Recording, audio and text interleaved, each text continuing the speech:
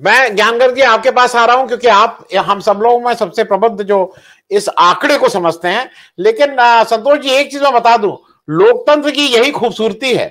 5 साल में आप कुछ भी कर लीजिए, वापस आना पड़ता है वोटर के पास। और मेरी निश्चित मान्यता है कि अगर इस देश में पास किसी भी लोकतंत्र में वोट देना खत्म हो जाए ना, तो ये जो नेता लोग कैसे बिहेव करेंगे उसमें बड़े बड़े जनरल शर्मा जाएंगे। कम से कम वोट होता है तो आके आदमी एक बार हाथ तो जोड़ता है कि वोट दे दो। मैं ज्ञानगर जी आपके पास आ रहा हूं क्योंकि आंकड़े की समझ आपकी सबसे ज्यादा है। हम लोगों को थोड़ा समझाइए कि जो कम वोटिंग परसेंटेज हुआ है इसका फर्क क्या पड़ रहा है, क्योंकि ये 89 सीट्स हैं, ऐसा लग रहा है कि 4-5-6% कम वोट पड़ रहा है, ऐसा अभी तक का अनुमान है। ज्ञानगर जी। सभी को नमस्कार। आनंद जी, आपको विशेष रूप से नमस्कार सभी को। मेरा देखिए, इसमें 3 इंपॉर्टेंट पॉइंट्स हैं जो मैं अभी तक एनालाइज कर पाया हूं। जैसा कि आपने बताया कि 89 सीट्स के लिए इलेक्शन चल रहा है, 54 सीट सौराष्ट्र कच्छ रीजन की हैं और 35 सीट साउथ गुजरात की हैं। कांग्रेस ने बेसिकली, जैसा कि आपको पता है कि सौराष्ट्र रीजन में 54 में से 30 सीट उनके पास थी लास्ट टाइम 2017 में, और 23 सीट बीजेपी के पास थी। और साउथ गुजरात में आउट ऑफ 35 सीट 25 बीजेपी के पास थी, 10 कांग्रेस के पास थी।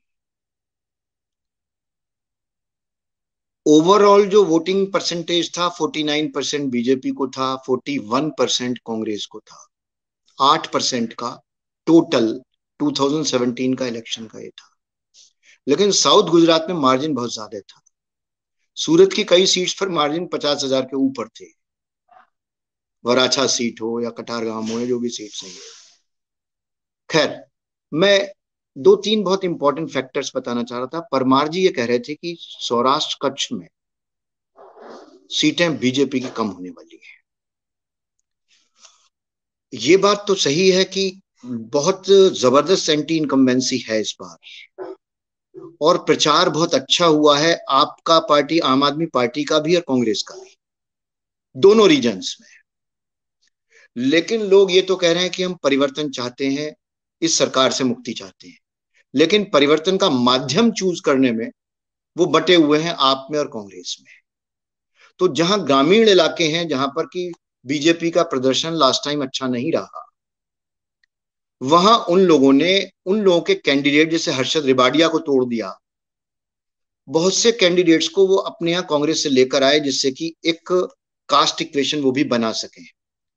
लेकिन जैसा मैं आगे आ रहा हूं कास्ट इक्वेशंस के पॉइंट पर, लेकिन सौराष्ट्र और कच्छ में ग्रामीण इलाकों में जो मेरी अभी तक अंडरस्टैंडिंग है, जितना मैं अभी तक समझ पाया हूं, मैं गया तो नहीं हूं वहां, लेकिन तमाम चैनल्स को, यूट्यूब चैनल्स को या एनालाइज करके या पत्रकारों की बात सुन के या बहुत सी चीजें रिपोर्ट जानकर, मुझे ऐसा लगता है कि ग्रामीण इलाकों में शायद अभी भी बीजेपी कांग्रेस को बीट नहीं कर पाएगी।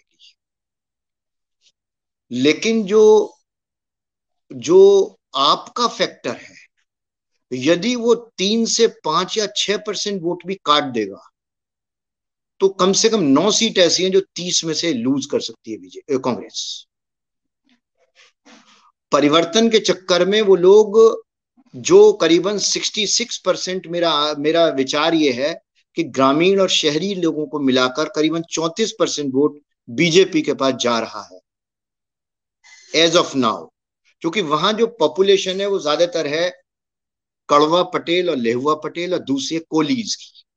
बहुत कम तादाद में अहीर वोटर, जो यादव वोटर कहलाता है, वो है, या जो प्रॉपर जो दरबार वोटर, जो क्षत्रिय वोटर, वो है। मैं इस सौराष्ट्र रीजन पर विशेष रूप से इसलिए रहना चाहता हूं, नेक्स्ट पॉइंट में मैं लूंगा कि वहां पर जो ये 54 सीटें हैं, उसमें मेरा अपना अनुमान यह है कि आप जो है ग्रामीण इलाकों में कांग्रेस को डैमेज कर रही है। परिवर्तन के नाम पर जिन ग्रामीण मतदाताओं को दिल्ली मॉडल दिखाया गया है, वो लोग, मेरा अपना ख्याल है, शायद 5 से 6 या 7 या 8% इवन डैमेज कर सकते हैं कांग्रेस को, जिसका फायदा बीजेपी को मिल सकता है। ऐसे ही शहरी इलाकों में वो डैमेज कर रहे हैं कांग्रेस बीजेपी को। जैसे राजकोट के अंदर जहां बीजेपी बहुत स्ट्रांग है, भावनगर ग्रामीण की एक सीट है पुरुषोत्तम सोलंकी की, जो वहां के मत्स्य पालन मिनिस्टर भी रहे, जेल भी हो गई थी उनको, लेकिन 3 साल से ऊपर का चूंकि प्रेजेंट टर्म नहीं था, इसलिए हाई कोर्ट से स्टे लेकर वो वापस मिनिस्टर बने रहे मोदी जी के जमाने में ही। वो पुरुषोत्तम सोलंकी की सीट इस बार खतरे में है। पोरबंदर की सीट पर जहां ये हार गए थे अर्जुन मोढवाडिया, जो इनके कांग्रेस के प्रेसिडेंट हैं, इस बार I think he sitting pretty, वो शायद जीत सकते हैं चुनाव। मेरा कहने का ओवरऑल मतलब ये है कि आप यदि ग्रामीण इलाकों में कांग्रेस को डैमेज कर रही है, तो शहरी इलाकों में जो middle class, lower middle class जो वोटर है, जो बीजेपी के साथ उसके हिंदुत्व के मुद्दे पर या भावनात्मक मुद्दे पर था, वो भौतिक मुद्दे पर वो आपके साथ है। और जहां तक मेरा ख्याल है, ये शायद शहरी इलाकों में, जैसे जामनगर नॉर्थ की एक सीट मैं आपको बताना चाहता हूं, वहां पर धर्मेंद्र सिंह विपिन सिंह जडेजा चुनाव लड़ रहे हैं, जो वहां की चैम्बर ऑफ कॉमर्स के प्रेसिडेंट है कांग्रेस से। और रविंद्र जडेजा की वाइफ जामनगर नॉर्थ से रिबाबा जडेजा लड़ रही है। वहां भावनात्मक मुद्दे का बहुत मैटर आया, लेकिन वो बाद में मुझे ऐसा लगता है कि वो चला नहीं है। और लोग महंगाई में भी जो तेल, जो खाना बनाने वाला तेल है, और रसोई गैस का जो बाटला जिसको बोलते हैं, वो सिलेंडर, वो इशू बहुत जोरों से वहां पर वो है। और कांग्रेस ने जो 500 रुपए जो कैप किया है कि हम आपको सब्सिडाइज्ड देंगे रसोई गैस, 500 रुपए में देंगे, चाहे उसका रेट 1100 हो, 1150 हो, 1200।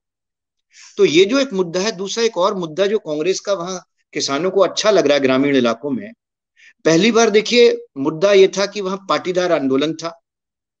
जनरल डायर के माफक लोगों ने बताया गोली चल गई, वहां मर गए लोग, पाटीदार लेहुआ और कड़वा पटेल में बटा हुआ है।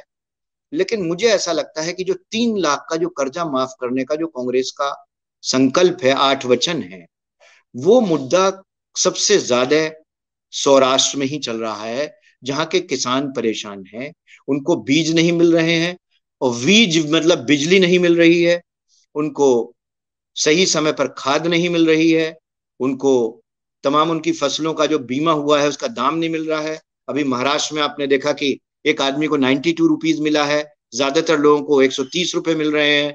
तो इस वजह से ये प्रॉब्लम यह है कि सौराष्ट्र में देर इज ए पॉसिबिलिटी कि स्कोर जो है बहुत इवन हो सौराष्ट्र के अंदर कांग्रेस और बीजेपी का। यदि आपने शहरी क्षेत्रों में बीजेपी को ज्यादा डैमेज कर दिया, जो मेरी उम्मीद से ज्यादा हुआ, तो बीजेपी में and up again with around 20 to 23 seats, और परमार साहब का कहना ठीक होगा। लेकिन साउथ में आई एम 100% श्योर कि वहां पर 11 सीट ऐसी हैं जहां पर आपके इनरोड्स काफी अंदर तक हैं। वहां इन 11 सीटों पर मैं आपको एक एक करके सीट बता देता, लेकिन समय का अभाव है। उसमें पोजीशन ये है कि इसको बताने से पहले मैं एक चीज बताना चाहता हूं कि कांग्रेस ने 1980 का माधव सिंह सोलंकी जी का एक खाम जो पैटर्न था, उसमें के को लोग थोड़ा गलत समझते थे। के वाज फॉर, के 2 चीजों के लिए था, K was for Kshatriya and K was for Koli also, because Koli 24% है गुजरात के अंदर जो ओबीसी है। तो Koli 24%, H for Harijan that is 9%, M for Muslim that is 10%, and Adivasi A for that is again around 15%। Sure. तो इस तरीके से 33% तो हाम है, 24% के फॉर कोली है, और 6% क्षत्रिय है। ये कुल मिलाकर 63% होता है, जिसमें से कि कांग्रेस ने एक सब कास्ट है ठाकुर की, ठकोर, जगदीश ठकोर को लेकर आए। दूसरा उनके पास हरिजन में जिग्नेश मेवानी, मैं समझता हूं वर्धन साहब या आप लोग सुनिए उनको, मुझे नहीं लगता कि पिछले 20 या 25 या 30 सालों में उससे प्रभावशाली स्पीकर कोई आदमी कांग्रेस में आया है। मुझे नहीं लगता इतनी अच्छी स्पीकिंग, हिंदी और गुजराती में इतना अच्छा बोलते हैं वो, उनके पास फैक्ट्स इतने अच्छे हैं, और वो इतना एंथुसियास्टिकली लोग क्राउड को एंथ्यूज कर देते हैं। ये जो हरिजन जो 9% है, आदिवासी में अनंत पटेल जो जिनके ऊपर हमला हुआ साउथ गुजरात में, वो मुस्लिम्स का इनके पास लीडर अहमद पटेल जी की डेथ के बाद नहीं है, लेकिन मैंने देखा है कि उनकी जो पुत्री है, उनकी जो लड़की है, वो बहुत एग्रेसिव कंपेन कर रही है भरूच के अंदर, इवन गोधरा भी जा रही हैं। शायद ऐसा लगता है कि उनको कांग्रेस 2024 में लोकसभा का इलेक्शन लड़वाए। तो उनका लड़का तो एक्टिव नहीं है, लेकिन लड़की ये एक्टिव है, मुमताज पटेल। 5 सीटों पर देखना पड़ेगा भरूच में क्या हो रहा है, अंकलेश्वर की सीट पर या वागरा की सीट पर जहां सुलेमान पटेल लड़ रहे हैं। खैर मैं इतना बता सकता हूं कि साउथ गुजरात में आप जो है इन 11 seats is first player opposition के हिसाब से, Congress is second player in other seats and 35 seat में से 24 सीट पर कांग्रेस एक तरीके से चुनाव लड़ रही है एज ए फर्स्ट अपोजिशन आप लड़ रही है। इसलिए ऐसा लगता है कि जहां पर इन 24 सीटों पर जो कांग्रेस फर्स्ट अपोजिशन है, यदि उन सीट्स पर भी आपने इनको डैमेज किया तो कांग्रेस को वो जो पहले 10 सीट मिली थी उन सीट्स का मिलना भी मुश्किल हो सकता है। और जो बाकी सीट्स हैं, जहां सूरत में यदि कांग्रेस ने आपको ज्यादा स्पॉइल कर दिया इस कंफ्यूजन में, तो वहां बीजेपी फिर दोबारा वही रिटेन करेगी। इसलिए इस इलेक्शन में सारा जो चक्कर है जो मैं देख रहा हूं, मेरी अपनी एनालिसिस है कि how the vote is split और how the vote splits between AAP and Congress, जो एंटी एस्टेब्लिशमेंट वोट है। ऐसा भी हो सकता है कि you may be in for a big surprise कि बीजेपी इन दोनों की लड़ाई में, इन दोनों के वोट कटाव में कुछ ज्यादा अच्छा प्रदर्शन करे, और यदि वो वोट सही ढंग से नहीं एडजस्ट हो पाया तो मुझे लगता है कि इस बार कांग्रेस में विन अराउंड 110 सीट्स। मैं ज्ञानगढ़ साहब आपके पास आ रहा हूं, क्योंकि जो अजय, लेकिन मैं एक रिएक्शन इसलिए कह दूं, जब ये बिल्किस बानो का जब भी केस, मेरे घर में भी इतना ग्रूसम है, आप पूरा मतलब एक 3-4 साल की बच्ची को पटक के मार रहे हो, उसकी मां का रेप सामने कर रहे हो, उसके पेट में बच्चा, ये मतलब ये शायद जानवर भी इतना नहीं होता है, जानवर की पराकाष्ठा, जो जानवर भी होगा ना वो भी शायद इतना रहम तो दिखाई देगा। लेकिन ये जो लोग थे ये बाहर आ रहे हैं, हंसी मजाक कर रहे हैं, ग्रुप फोटो खिंचवा रहे हैं, फोटो डाली जा रही है, मतलब इस समाज में ये हम सब लोगों के लिए सामूहिक रूप से, केवल मेरे लिए नहीं, मैं भी शर्मिंदा हूं, सब लोग समाज शर्मिंदा है। ज्ञानगढ़ साहब, ये जो अजय प्रकाश जी एक बात कह रहे हैं कि इन्होंने जो, क्योंकि ये तो अपनी साइंस के साथ, इनको पॉलिटिकल वाला नहीं पता, ये तो केवल फैक्ट बोल रहे हैं, कांग्रेस के कम होते हैं तो 50 सीट फ्लोट करने लगेंगे, जो which is up for grab. अब उसको कौन लेगा, क्या लेगा? आपको क्या लगता है कि ये कितनी सीटें इस बार आपको लग रहा है कि थोड़ा फ्लोट कर रही हैं? कुछ सीटें कंसोलिडेटेड है, कांग्रेस के पास रहेंगे, बीजेपी की विजय, कुछ फ्लोटिंग सीट्स भी होंगे ना, वो जरा एक बार उस पर हम लोगों को थोड़ा समझाइए। नहीं, देखिए अजय प्रकाश जी ने अपनी जो भी की होगी स्टडी, जैसा कि वो इलेक्शंस डेटा एनालिस्ट हैं, उसमें तो मैं नहीं कह सकता उन्होंने वोट स्विंग के हिसाब से निकाला है इसको, कि एक पर्टिकुलर वोट स्विंग यदि इधर से उधर होता है, बीजेपी से कांग्रेस में होता है, या वो जो एंटी एस्टेब्लिशमेंट वोट है वो आप जो थर्ड प्लेयर है वहां होता है, वो तो मैं नहीं कह सकता कि क्या है। लेकिन ये मैं जरूर कह सकता हूं कि जो एंटी एस्टेब्लिशमेंट वोट है, जो लास्ट टाइम जो सिर्फ कांग्रेस को मिला, और कांग्रेस को 77 सीट्स मिली और 49% बीजेपी को था, 41% कांग्रेस को था। लेकिन ये थर्ड प्लेयर की जो एंट्री हुई है, जिसने कि प्रैक्टिकली 182 सीट में, मैं समझता हूं कि एक 130 सीट्स पर उसका इफेक्ट है, कहीं कम है, कहीं ज्यादा है, कहीं बहुत ज्यादा है, जो जो जो वो है। और ये जो सैयद साहब थे ये बहुत सही बता रहे थे कि जहां मुस्लिम मेजॉरिटी है, काफी बड़ी तादाद में है, माना वेजलपुर में है, या कहीं जमालपुर खेड़िया में है, या कहीं वहां है वागरा में है, तो वहां वो लोग कांग्रेस के साथ हैं। लेकिन जहां वो लोग कुछ कम तादाद में है, वो लोग एक एक्सपेरिमेंट कर रहे हैं कि हम आपको भी वोट देकर देख सकते हैं, क्योंकि हमारे वोट से यदि कांग्रेस नहीं जीत रही है तो हम आपको भी वोट देकर देख सकते हैं कि हो सकता है आपके साथ इतना पाटीदार वोट आ जाए, इतना और वोट आ जाए, प्लस हमारे वोट से ये बीजेपी को हरा सके। तो वो ये देख रहे हैं कि हु कैन डिफीट बीजेपी। उसमें यदि उन्हें कांग्रेस का कैंडिडेट इतना नंबर 2 नहीं दिखाई दे रहा है तो वो आपको वोट दे रहे हैं, ये बात उनकी ठीक है। रही बात ये जो आप जो 50 से 55 सीट्स का फ्लोटिंग बता रहे हैं, ये एक इलेक्शन जो 4% या 5% स्विंग है।